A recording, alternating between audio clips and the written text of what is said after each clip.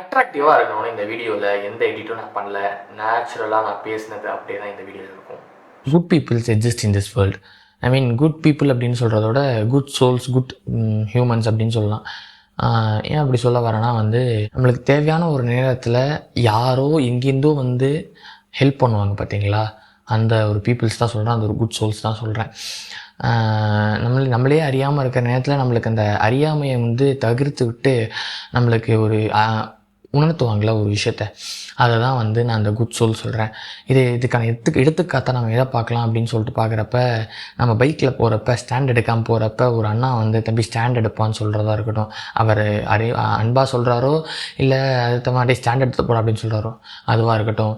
நம்ம நம்ம அக்கா தங்க இல்லை உங்கள் ஆளோட அப்படின்னு யாராவது போகிறப்ப பின்னாடி உட்காந்துக்கிறப்ப அவங்களுடைய சுடிதாரோ இல்லை அவங்களுடைய புடவையோ பின்னாடி வீலில் மாட்டிட போகுது அப்படின்ற நேரத்தில் ஒருத்தவங்க பார்த்துமா வீலில் மாட்டிட போகுது அப்படின்னு சொல்லிட்டு அவங்க சொல்கிறதா இருக்கட்டும்.